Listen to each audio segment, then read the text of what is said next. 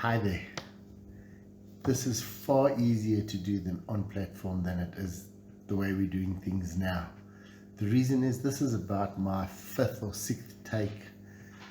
Between this, Misty started barking, the morning didn't work well, and once or twice our video or the recording part stopped. So I'm not sure if you're going to see a video recording or just get an audio, but we're going to try go through with one of these now without stopping. Here guys, I was thinking, what can I actually talk about? As people that know me and have listened to my talks in the past, sort of know what I'm about and what I'm going to say possibly. But I was thinking about the saying that we have, if a great master had to meet you on the street, he might have a small conversation, but why wouldn't he come and have coffee with you or spend time with you? The reason being, you offer very little. The saying goes, what do you bring to the table? I mean, the master's overcome his emotions. He's more than likely an immortal. He's done amazing things with his life. And we just bring emotions, stress, lack to the table. So in thinking in those lines, I was thinking, so what am I going to offer in this talk? What do I bring to the table when I come to this talk? And then realized that maybe I should, instead of making a talk, do a Q&A type session. Not with people actually asking me questions, but questions that have been asked in the past. I noticed there's a trend that the same type of questions come up with people. And those questions, even though they asked a little different each time, are more or less the same. They cover the same type of topics. So the first one is, how do I complete a lesson? For those that know that this world and the life and environment we live in are lessons to learn and things to overcome and make known the unknown. So I was thinking about, how do we know when a lesson is complete? And we as people might say, or as a human being, you can say, I'm over, I've done this, it's finished, I've forgiven the person. You often hear someone say, I've forgiven that person, it's over with. Yes, maybe you're just trying to convince the world that you're finished with it. Maybe you're trying to convince yourself that you're finished with it. But how do you really know when it's done? And then I tell you that your body would never lie to you. You will feel it in your body when you are done. There will actually be no feeling. You'll be at a point of peace. So the stories I would like to share with you is about a monk who tried to treat everyone the same. He made that his mission. He focused on it and he meditated on it. And whoever he met, he treated them equally. Until one day, a very powerful person came along. Power in meaning that he was a politician and was quite wealthy. And when the monk shook his hand, he realized that his hands were sweating. So his body let him know that he treats this man a little different. And then he realized, I need to go and meditate and focus on it more, because I haven't got to that point yet where I treat everyone equally. My story is of a partnership I went into, and the partnership did not go well. And when it all fell apart, I then had to forgive this person, forgive myself as well, for what had happened. It wasn't really his fault, it wasn't really my fault, and life is a journey. But it took about 2 years for me to overcome this.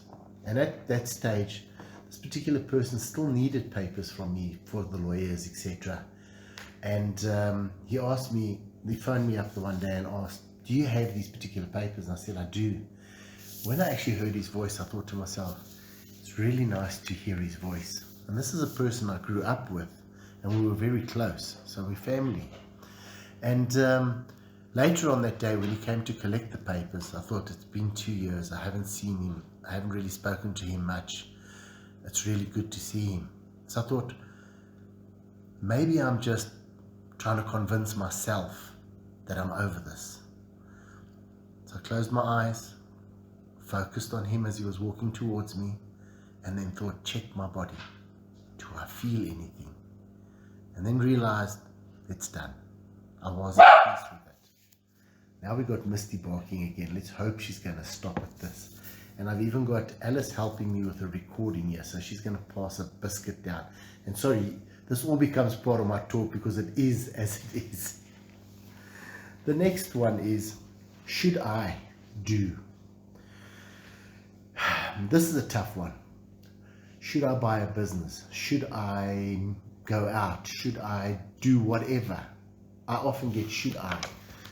There's a saying also that I'm given, and it's just do it. The actual stories that I want to share with you about this is when I was doing healing with Sari in the sanctuary. This is a long time ago. And a person came in and they were wanting to buy a new business. Now at that time I'd gone through a few businesses, and some were successful and some weren't. And I'd had to close doors on retail shops at one stage. And I thought, I never want to do that again. Opening up a business is really nice and exciting. But closing one down, feeling that possibly you're a failure in doing so, is not an easy task. So when this person asked Sari, should I go into business? He turned around and said, yes, go and do this. And in my head, I'm going, whoa, what are you doing? You're telling this person to go into business. You don't know if it's going to be successful or not. Later on, when the person had left, I actually chatted to him and I said, how can you say with such confidence to the person they must go do this? And he says, it doesn't matter if the business is going to do well or not. Some businesses do well and some don't. The person needs to do something. Not all businesses are supposed to be successful. And not all things are supposed to be positive. An experience is an experience, either good or bad. And I never forgot that, because in my head, you only go into a business if it's going to be successful, or you only go into an experience if it's going to have a positive outcome. And he didn't really care if it was positive or negative, as long as the person had the experience. That brings its own responsibilities, but it's a nice way to look at things. Just do it. If you really feel like you want to do it, do it. And is it going to be successful? Well, that depends if you know how to create well and do well. And if it's going to be a failure? Well, that depends how you create as well. I'll get into creating a little bit later, because that's one of the questions that's also asked. So the next one is, and this one often comes up, why doesn't he or she love me the way I love them? I feel this is the partner of my life, and yet they don't feel the same. Well, this one is pretty simple for me. Each person has free will to love whoever they want. And I've often said to people, it's easier to get material things, things like motor vehicles and houses and money, than to get people. And sometimes you do get people, but people come with stuff. And free will is one of them. And emotions and turmoil is another. And if you really want that person in your life, they come as a package. Some packages you don't want. And I see Misty's not going to give up on us this evening. So you may love someone, and that love is usually conditional. I love them because they say things that I like. They do things that I like. I have this saying that I like to use when talking to people about love, and that is, lots of love from me to you. That's not I love you. No, lots of love from me to you. That's the way I like to express to strangers. There are very few people that I actually say I love you to them. Misty's testing me. Sorry, you're living with Misty. My dogs are my babies. They're not my dogs, they're my babies. She's one of my babies that knows how to test me when I'm on film. So back to why do they not love me? Because maybe they love someone else. And maybe that's a lesson for you too. Unconditional love means I can love you just for who you are. You don't have to give me lip service. You don't need to tell me you love me. You don't have to do things to love me. You don't have to be my lover to love me. If I love you, I just love you. That's it.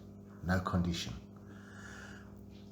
That is a journey on its own and a lifelong thing.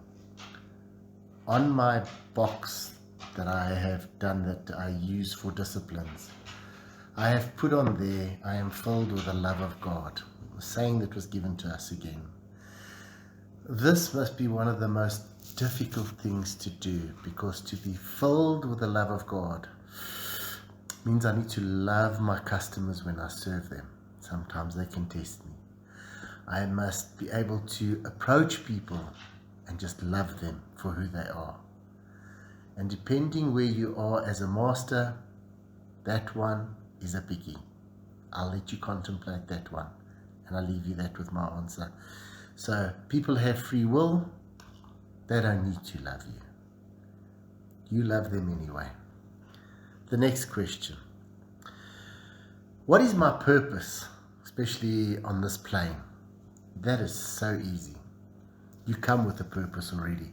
You don't need to know it. Your soul will drive you in that direction. If there is something that you want to do and you are obsessed with it, do it. And I don't really care what it is. I know people are going to say, oh, this is opening up a whole can of worms. I couldn't care if you want to sleep with everybody in this world, because if that's what you really, really want to do, please do it. Because when it's out of your system, it's complete. If you want to drink every bottle of liquor in the liquor store, please do it. And I know I'm picking on the negative things. It's just that people think we come here only to do good things and spiritual things. No. Your purpose in life is to do what you are driven to do. I better put a disclaimer in here and say, this is the way I see life. Do you understand? It's the way I perceive it to be. So what is your purpose? Just live your life. That is your purpose. You will get every experience. It'll come your way. What you need to complete, what your purpose is, will be done. It'll be in front of you and you need to do it. That gives you the chance to evolve and become something greater. Because the more you do, the more you will finish, the more you will overcome. I hope my things are not misinterpreted by the way I bring them over. I don't say you should just do things, because you are responsible for the things you do. If you are going to mess up other people's lives, don't expect your life to be all in order. And if you're going to do stupid things, they come at a price. Keep that in mind as well with what I've just said. The next thing, how do I create? This one I struggled with for many years. Sitting circle, listening to different people's opinions on how you create. And then they would say, you think about something and you focus on it, and then you forget about it, and then it happens. Yeah, there's a little bit more of an art to it than just that. Then I learned a bit more about transcendental meditation, getting your body and mind in a state where there's no time, and being able to collapse time and reality. So this one is quite something, how to create. I prefer to tell people one-on-one because it's easier for me to do so. But the simplest way I can do it on video and to tell you is, say you have a dream. You need to dream the dream to the greatest depth you can, to where you are so wrapped up in the dream. You are focusing so much just on that one item. There is nothing else that possesses you more than that dream. Usually when our lives hit a bumpy road, or there's chaos, major chaos, where there's an illness that cannot be cured, and that type of focus, when you are so wrapped up in one thing, that's when the miracles happen, because you are so focused on that. So firstly, you need to focus on what you actually want. What is the dream? What is the thing you want to create? And if it's another human being, just remember they come with their stuff. That's why I handled that first. It's easier to get a material object. Start with them, and don't take something that's out of your reach. If you don't believe you deserve it, or you don't believe it's in your power to achieve it, create something smaller, small steps. Babies are babies when they're born and grow up to be adults, because that stage works. Do the same with your creating. Create within the realm of your belief what you can achieve. Focus on it, and then dream the dream to such depth that you know it's going to happen, and you know it is. Why I say I like to do this is because I do have a longish story about how I created a scenario, and it wasn't something magical. It was just an electrified fencing around the premises. And while I was dreaming it, I dreamt of thieves coming to take the last bit of steel, because that's why I needed the fence. There was steel on the place that they were selling off to scrap yards and things. And before I got the fence up, and while I was dreaming the fence, I still thought, they'll come and they'll take the last bit of steel and whatnot. And when I dreamt that completely, I came out of the dream and I realized I put thieves in my dream. And I thought, well, maybe it's a good thing, because then I'll know if I dreamt them in as well or not. And is my dream actually accurate? And it was very accurate. So for those that would like me to go into a little more depth with this, we'll do it sometime when I'm either on platform or face to face. But you focus on it, you dream the dream, you believe it'll happen. And the more you focus on it, the greater the chance. The last two things I'm going to cover is the questions I usually ask people after they've chatted to me. What do you want? There are so many people out there that do not know what is their next dream, what is the next thing they want. And I couldn't care what it is again. I couldn't care if it's a holiday somewhere, or a house you want to buy, or people you want to meet, or things you want to do. Just have a dream. I have the saying that if you have no dream, you have no future, because you have nothing to live for. You have no tomorrow. You're not creating your tomorrow because there's no dream of tomorrow. You want a tomorrow, create the dream and go for it. The next thing is, what's next? After what do I want? And I'm going to put this plan into action. What's next after that? Because there's always a next. Lots of people are dreaming of houses and cars and material stuff, and I've had those dreams, and I've had a lot of that stuff, and I have a lot of stuff. They don't call me a hoarder for nothing. My family, that is, by the way. I have stuff, okay, and I love my reality, and I love having the stuff. I'll get rid of it one day when I feel I don't need it anymore. It's not now. I still want it. But what's next? I don't really dream of stuff.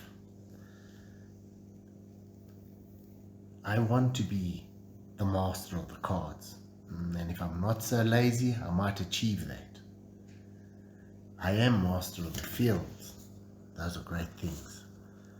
In my future, I see myself as a master that biolocates. A master that goes into the universe and helps create magical stuff.